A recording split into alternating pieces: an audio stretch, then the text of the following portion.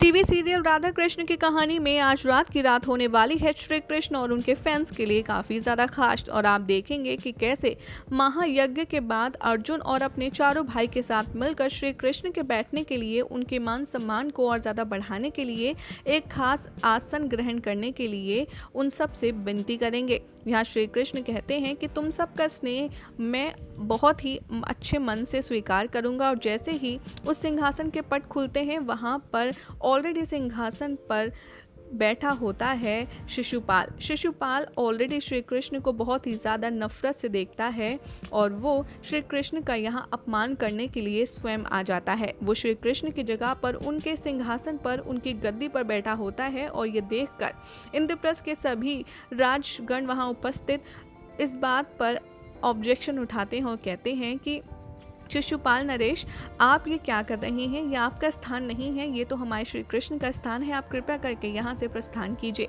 लेकिन शिशुपाल तो यहाँ कुछ और ही मूड से आया है। वो कृष्ण को कहता है कि नहीं, मैं कुछ नहीं भूलता, बस तुमको और कृष्ण को असली औकात दिखा रहा हूँ। और मैं तुम सबको बताना चाहता हूँ कि तुम सबके बीच कितना नीच इंसान है जिसका नाम कृष्ण है।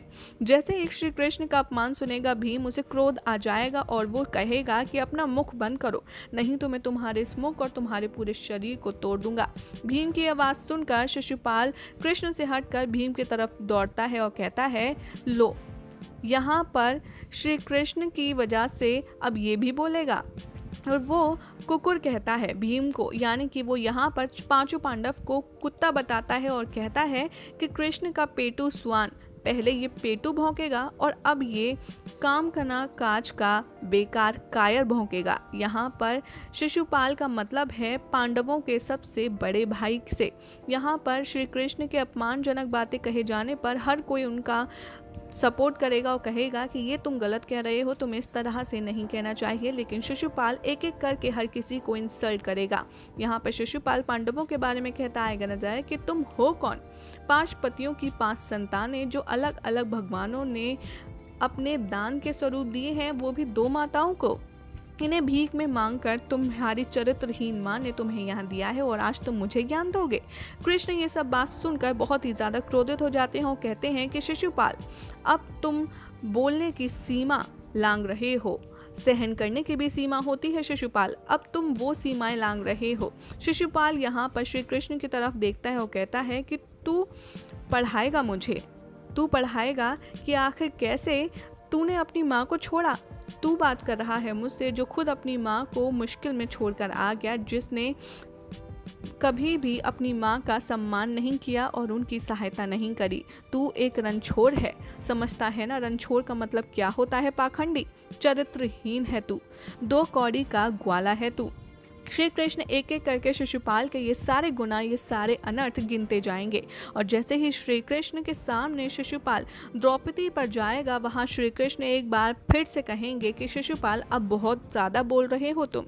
जैसे ही द्रौपदी कृष्ण की इंसल्ट करने पर बोलेंगी कि बस करो, तुमने अब हद पार कर दी है, तो द्रौपदी पर भी यहाँ निशाना साधेगा शिशुपाल और कहेगा कि लो, बस इन्हीं की कमी थी, इस चरित्रहीन खानदान को और भी ज़्यादा बढ़ाने के लिए यही और इनका योगदान ही काफ़ी संपूर्ण है।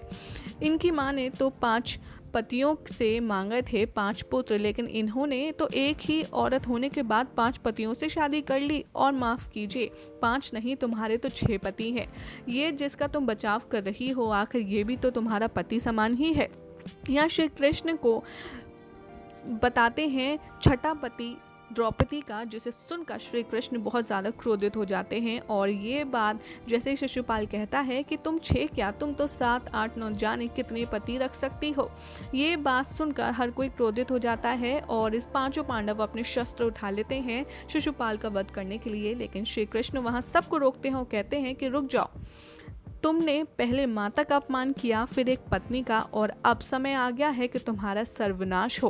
अब उसके बाद श्री कृष्ण कैसे करेंगे शिशुपाल का अंत और कैसे शिशुपाल राधा के बारे में बोलकर अपने सारे गुनाहों को पूरा कर लेगा, जिसके बाद श्री कृष्ण हमेशा हमेशा के लिए शिशुपाल की बोलती कर देंगे बंद। ये सब आप देखेंगे कल रात के एपिसोड में।